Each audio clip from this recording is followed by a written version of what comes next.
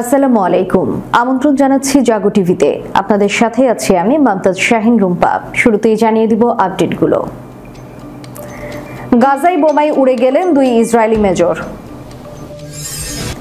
ইসরায়েলের সামরিক ঘাঁটিতে কয়েক দফা রকেট হামলা চালিয়েছে হিজবুল্লাহ। রক্তগঙ্গা বইয়ে দেওয়ার অঙ্গীকার করল আল কাসাম ব্রিগেড। তুরস্কে ইউক্রেন অভিযান, পুতিনের ফাঁদে পা দিয়েছেন জেলেনস্কি। টেসলার সাইবার ট্রাকে চড়ে মাস্ককে আমন্ত্রণ চেচনিয়ার প্রেসিডেন্ট রমজান কাদিরভের। ভারতে প্রচারিত ভুয়া খবরে অবাক হিন্দু সম্প্রদায়। হিন্দু মহিলা বললেন, আমাদের মন্দিরে হামলা আর আমরা জানলাম না। শুনছিলেন শিরোনাম, এবারে বিস্তারিত। অবরুদ্ধ গাজা উপত্যকায় রাস্তার পাশে পুঁতে রাখা বোমায় দখলদার ইসরায়েলের 2 মেজরের মৃত্যু হয়েছে। গতকাল শনিবার সন্ধ্যায় এই ঘটনা ঘটে বলে জানিয়েছে ইসরায়েলি প্রতিরক্ষা বাহিনী। নিহত সেনারা হলেন মেজর ইজহাক পেলেদ এবং sergeant major Mordechai Yosef Ben সোয়াম। ইজহাক পেলেদ ছিলেন লজিস্টিক অফিসার, অপরদিকে মোর্দেচাই ইসুফ পেশায় ট্রাক চালক ছিলেন। তারা দুজনেই সেনাবাহিনীর জেরুজালেম ব্রিগেডের 811 নং ব্যাটালিয়নে কর্মরত ছিলেন। ইসরায়েলি সংবাদ মাধ্যম টাইমস অফ ইসরায়েল জানিয়েছে, ইজহাক পেলেদ সেনাবাহিনীর একটি বহরকে নেতৃত্ব দিয়ে গাজার জেইতুনে যাচ্ছিলেন। ওই বহরে সেনাদের জন্য যুদ্ধ সরঞ্জাম ছিল। অপরদিকে ইউসুফ ওই বহরের একটি গাড়ির চালক ছিলেন। গাড়ি নিয়ে যখন তারা যাচ্ছিলেন তখন গাজার মধ্যাঞ্চলে নেতজারিম করিডোরের পাশে পুঁতে রাখা বোমা বিস্ফোরিত হয়। এতে 2 জন নিহত ও বাকিরা আহত হন। ইসরায়েলি প্রতিরক্ষা বাহিনী জানিয়েছে, হামাসের যেই যোদ্ধা বোমা পুঁতেছিলেন তিনি ইসরায়েলি সেনাদের লক্ষ্য করে গুলিও ছোড়েন। সফলভাবে বোমার বিস্ফোরণ ও গুলি ছুড়ে সেখান থেকে নিরাপদে সরে যান এই হামাস সদস্য। শনিবার এই 2 জনের মৃত্যুর মাধ্যমে গাজায় স্থল হামলা চালানোর পর দখলদার ইসরায়েলি সেনাদের মৃত্যুর সংখ্যা 334 জনে পৌঁছেছে। এর আগে 7 অক্টোবর ইসরায়েলের বিভিন্ন অবৈধ বসতিতে হামলা চালিয়ে আরো 3 শতাধিক সেনাকে হত্যা করেছিল হামাসের যোদ্ধারা।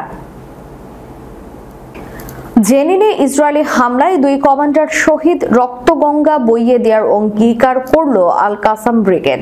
ফিলিস্তিনের অধিকৃত পশ্চিম তীরের জেনিন শহরে ইসরায়েলের বর্বর আগ্রাসনে ইসলামী প্রতিরোধ আন্দোলন হামাসের 2 কমান্ডার শহীদ হবার পর কঠিন প্রতিশোধ নেওয়ার অঙ্গীকার ব্যক্ত করেছে গাজা ভিত্তিক সংগঠনটি। গতকাল এক বিবৃতিতে হামাসের সামরিক শাখা আল কাসাম ব্রিগেড বলেছে, এই 2 কমান্ডারের শাহাদাতের বদলা শুধুমাত্র দখলদারদের জন্য রক্তের স্রোত বয়ে আনবে। বিবৃতিতে বলা হয়েছে, অধিকৃত পশ্চিম তীরের সমস্ত অংশ থেকে আল কাসাম ব্রিগেডের যোদ্ধাদের মাধ্যমে উচ্চ পর্যায়ের অভিযান পরিচালনা করা হবে। এর আগে গতকালই আল কাসাম ঘোষণা করেছিল যে পশ্চিম তীরের উত্তরাঞ্চলীয় জেনিন শহরে একটি গাড়ির ওপর ইসরায়েলি ড্রোন থেকে ক্ষেপণাস্ত্র হামলার মাধ্যমে তাদের 2 জন কমান্ডারকে শহীদ করেছে ইসরায়েল। শহীদ 2 কমান্ডারের নাম রাফাত মাহমুদ দাওয়াসি এবং আহমেদ ওয়ালিদ আবু ওরা। এদিকে ইসরায়েলের সামরিক ঘাঁটিতে কয়েক দফা রকেট হামলা চালিয়েছে লেবানন ভিত্তিক শক্তিশালী সশস্ত্র গোষ্ঠী হিজবুল্লাহ। টেলিগ্রামে এক পোস্টে হিজবুল্লাহ জানিয়েছে, তাদের যোদ্ধারা মার্জ সামরিক ঘাঁটিতে হামলা চালিয়েছে। সেখানে কয়েক দফা রকেট হামলা চালানো হয়েছে। হিজবুল্লাহ আরো জানিয়েছে যে সামরিক ঘাঁটিতে সরাসরি রকেট দিয়ে হামলা চালানো হয়েছে। স্থানীয় সময় সকাল 8:15 ওই হামলা চালানো হয়। এর আগে ইসরায়েলের উত্তরাঞ্চলে অবস্থিত বেইত হিলেলে অবস্থিত দেশটির একটি সামরিক ব্যারাকে রকেট হামলা চালানো হয়। সে সময় হিজবুল্লাহ জানায়, লেবাননের ব্লিদা শহরে স্থানীয় সময় বুধবার সকালে ইসরায়েলি হামলায় 1 জন নিহত হবার ঘটনায় প্রতিশোধ হিসেবে ইসরায়েলের সামরিক ব্যারাকে রকেট হামলা চালানো হয়েছে। এর আগে ইসরায়েলের উত্তরাঞ্চলে অবস্থিত বেইত হিলেলে অবস্থিত দেশটির একটি সামরিক ব্যারাকে রকেট হামলা চালানো হয়। এছাড়া মাত্র কয়েকদিন আগেই গ্যালিলি এলাকার গাটনে অবস্থিত ইসরায়েলি সামরিক বাহিনীর 146তম ডিভিশনের নতুন সদর দপ্তরে একাধিক কাতিউষা রকেট দিয়ে ওই হামলা চালায় হিজবুল্লাহ। সেই সময় ইসরায়েলি সামরিক বাহিনী জানায়, লেবানন থেকে 30টি প্রজেক্টাইল ছুড়ে মারা হয়েছে বলে তারা শনাক্ত করতে পেরেছে। তারা এসব প্রজেক্টাইল লক্ষ্য করে গুলি চালিয়েছে। গত 7 অক্টোবর ইসরায়েলের সীমান্তে প্রবেশ করে আকস্মিক হামলা চালায় ফিলিস্তিনি স্বাধীনতাকামী সংগঠন হামাস। এরপরে গাজায় পাল্টা আক্রমণ চালায় ইসরায়েলি বাহিনী। গাজায় সংঘাত শুরুর পর থেকে হামাসের প্রতি একত্রতা প্রকাশ করে ইসরায়েলের উপর হামলা চালাচ্ছে হিজবুল্লাহ। পাল্টা হামলা চালাচ্ছে ইসরায়েলও। ফলে সীমান্তে উত্তেজনা বেড়ে গেছে। রুশ রাষ্ট্রীয় সংবাদ মাধ্যমের কিছু সূত্র দাবি করেছে, কুরস্ক আক্রমণ ছিল ভলোদিমির জেলেনস্কির জন্য ভ্লাদিমির পুতিনের তৈরি করা একটি ফাঁদ। এতে শেষ পর্যন্ত ভ্লাদিমির পুতিনই লাভবান হবেন। ইউক্রেনের সাহসী এই অভিযানের উদ্দেশ্য এবং পরিণতি নিয়ে বিভিন্ন জল্পনার মধ্যে এ কথা উঠে এসেছে মার্কিন সাময়িকী নিউজ উইকের এক প্রতিবেদনে। ক্রেমলিনপন্থীরা রুশ ভূখণ্ডে ইউক্রেনের এত সহজে প্রবেশ করতে পারা নিয়ে ফাঁদের বিষয়টি সামনে আনছেন। রুশ বার্তা সংস্থা RIA নভস্তির একটি নিবন্ধে দাবি করা হয়েছে রুশ বাহিনী ইতোমধ্যে পরিস্থিতির নিয়ন্ত্রণ নিয়েছে। ক্রেমলিনপন্থী আরেকটি মাধ্যম জারগ্রাড একদিন আগে বলেছিল ইউক্রেনীয় ব্রিগেডগুলো একটি ফাঁদে পড়েছে এবং তারা বড় ধরনের ক্ষতির সম্মুখীন হয়েছে। তবে রুশ সামরিক ব্লগারদের প্রতিবেদন ইউক্রেনের অগ্রগতির কথা তুলে ধরা হচ্ছে। জেলেনস্কি দাবি করেছেন তার বাহিনী সুজা দখল করেছে। যদিও ইউক্রেনীয় বাহিনীর ফাঁদে পড়ার কোনো প্রমাণ পাওয়া যায়নি, তবে কিয়েভের পরবর্তী পদক্ষেপ এবং দীর্ঘমেয়াদে পুতিনের থেকে কিভাবে সুবিধা পেতে পারেন তা অনিশ্চিত। রাশিয়ার পাল্টা আক্রমণের ঝুঁকি থাকার কারণে ইউক্রেনের সেরা ইউনিটগুলো এখন এমন একটি জায়গায় রয়েছে যা মস্কোর আঘাতের শিকার হতে পারে। লন্ডনের কিংস বিজনেস স্কুলের অধ্যাপক মাইকেল এ উইট বলেন, অতি সম্প্রসারণের ঝুঁকি রয়েছে এবং মূল্যবান সেনা ও সামরিক সরঞ্জাম হারানোর আশঙ্কা রয়েছে। এছাড়া রাশিয়ায় পুতিন যে দীর্ঘদিন ধরে প্রচার করছেন যে দেশটি পশ্চিমা শক্তির হুমকির মুখে রয়েছে এবং ইউক্রেন এই হুমকির একটি অংশ, সেই আশঙ্কার প্রতিফলন হিসেবে এই হামলাকে দেখিয়ে দেশের সমর্থন বাড়াতে সক্রিয় হবে ক্রেমলিন। এদিকে রাশিয়ার সেনাবাহিনীতে প্রাণহানি এবং রিজার্ভ বাহিনীর অভাব প্রমাণ করছে যে রাশিয়াকে নতুন করে সেনা সমাবেশ করতে হতে পারে। মার্কিন সংবাদ মাধ্যম ব্লুমবার্গের মতে রাশিয়া নতুন একটি সেনা সমাবেশের উদ্যোগ নিতে পারে, হয়তো চলতি বছরের শেষের দিকে তা শুরু হতে পারে। ফিনল্যান্ড ভিত্তিক সামরিক বিশেষজ্ঞ এমিল কাস্টেহেলমি বলেছেন, তুরস্কের কয়েকটি সীমান্ত গ্রাম দখলের ফলে ইউক্রেনের সেনা ও সরঞ্জামের ক্ষতি হতে পারে, যা এই যুদ্ধে গুরুত্বপূর্ণ।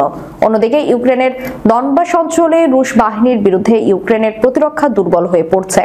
লন্ডন অফ ইকোনমিস্টের বিশ্লেষক বুক বলেন, এই পদক্ষেপটি ইউক্রেনের সবচেয়ে মূল্যবান সম্পদ অর্থাৎ জনবল নষ্ট করতে পারে।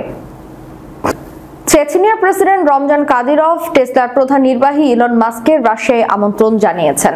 শনিবার টেলিগ্রাম চ্যানেলে পোস্ট করা একটি তথ্যচিত্রে দেখা যায় যে রাশিয়ান ফেডারেশনের প্রজাতন্ত্র চেচনিয়ার গজনিতে গোলাবারুদ সজ্জিত কাদিরভ টেসলা নির্মিত একটি স্টেইনলেস স্টিল ক্লাদ সাইবার ট্রাকের মেশিন গানের পেছনে বসে রয়েছেন।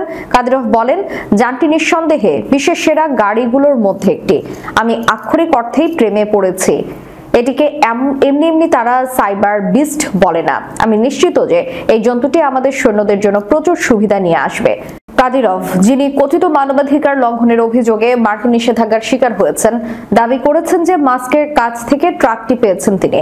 মাস্কের চেচনিয়ায় আমন্ত্রণ জানিয়ে কাদিরভ বলেন, আমি মনে করি না রাশিয়ার পররাষ্ট্র মন্ত্রণালয় এই ধরনের সফরে আপত্তি করবে এবং অবশ্যই আমরা আপনার নতুন উন্নয়নের জন্য অপেক্ষা করছি, যা ইউক্রেনে আমাদের বিশেষ সামরিক অভিযান শেষ করতে সাহায্য করবে। 5ই আগস্ট স্বৈরশাসক হাসিনা সরকারের পতনের পর নেত্রকোনায় বিভিন্ন মন্দির, বিশেষ করে জেলা শহরের সাতপাই রামকৃষ্ণ মিশন এবং ইসকন মন্দিরে হামলা ও ভাঙচুরের খবর প্রচারিত হয় ভারতীয় বিভিন্ন টিভি চ্যানেলে। এছাড়া দেশীয় কিছু মাধ্যমে এমন ভুয়া খবর প্রচার হতে থাকে। এসব খবর দেখে রীতিমতো অবাক হয়েছেন সেখানকার স্থানীয় হিন্দু সম্প্রদায়ের মানুষজন। ভারতীয় টিভি চ্যানেলে প্রচারিত এসব ভুয়া খবরের ব্যাপারে তারা বলেছেন, এসব খবর দেখে আমরা রীতিমতো অবাক হয়েছি। আমাদের মন্দিরে হামলা বলা হচ্ছে অথচ আমরা জানলাম না, জেনে গেল ভারতীয় টিভি চ্যানেল। শনিবার নেত্রকোনা শহরের সাতপাই এলাকায় থাকা ইসকন মন্দিরে গেলে এসব কথা বলছিলেন মন্দিরের ভেতরে অবস্থানরত প্রমীলা সরকার। প্রমীলা সরকার বলেন, এই ইসকন মন্দিরের সঙ্গে আমার বাসা। নিয়মিত মন্দিরে আসি, এখানে হামলা বা ভাঙচুরের কোনো ঘটনাই ঘটেনি। আপনিও ঘুরে দেখুন, সবকিছুই স্বাভাবিক। তবে ভারতীয় রিপাবলিক বাংলা নামে টিভিতে আমাদের মন্দিরে হামলা ও ভাঙচুরের খবর দেখে অবাক হয়েছি। আমাকে ফোন দিয়েছে আত্মীয় স্বজনেরা, আমাদের মন্দির হামলা আর আমরা জানলাম না অথচ তারা জেনে গেল। আরো বেশ কিছু মাধ্যমেও এসব মিথ্যা সংবাদ প্রচার হয়েছে, এসব কাম্য নয়। এই শহরে হিন্দু মুসলিম আমরা সবাই মিলে মিশে থাকি যুগ যুগ ধরে, একে অন্যের বিপদে পাশে দাঁড়ায়। মন্দিরের বিভিন্ন দায়িত্বে থাকা চৈতন্য দাস ও বিশুর দাস বলেন, আমাদের মন্দিরে কোনো হামলা বা ভাঙচুরের ঘটনা ঘটেনি। কেউ যদি এমনটা প্রচার করে থাকে তবে সেটা মিথ্যা। ইসকন মন্দির পরিষ্কার পরিচ্ছন্ন করতে দেখা যায় পরিচালনা কমিটির সদস্য মুক্তা সরকারকে। তিনি বলেন, মন্দিরে কেউ হামলা করেনি, সবকিছু স্বাভাবিক রয়েছে। এদিকে একই সড়কে থাকা শ্রীরামকৃষ্ণ মিশনে গিয়ে জানা যায় সেখানেও কোনো হামলা বা ভাঙচুরের ঘটনা ঘটেনি। শ্রীরামকৃষ্ণ মিশনের তত্ত্বাবধায়ক উজ্জ্বল সরকার বলেন, মন্দিরে কোনো হামলা বা ভাঙচুর কিছুই হয়নি, সম্পূর্ণ নিরাপদ রয়েছে মন্দিরটি। দর্শক, শেষ করার পূর্বে সংবাদ শিরোনামগুলো জানিয়ে দিব আরো একবার। গাজায় বোমায় উড়ে গেলেন 2 ইসরায়েলি মেজর। ইসরায়েলের সামরিক ঘাঁটিতে কয়েক দফা রকেট হামলা চালিয়েছে হিজবুল্লাহ। রক্তগঙ্গা বইয়ে দেওয়ার অঙ্গীকার করল আল কাসাম ব্রিগেড। তুরস্কে ইউক্রেন অভিযান, পুতিনের ফাঁদে পা দিয়েছেন জেলেনস্কি। টেসলার সাইবার ট্রাকে চড়ে মাস্ককে আমন্ত্রণ চেচনিয়ার প্রেসিডেন্ট রমজান কাদিরভের। ভারতে প্রচারিত ভুয়া খবরে অবাক হিন্দু সম্প্রদায়, হিন্দু মহিলা বললেন আমাদের মন্দিরে হামলা আর আমরা জানলাম না। এতক্ষণ আমাদের সাথে থাকার জন্য ধন্যবাদ। আল্লাহ হাফেজ।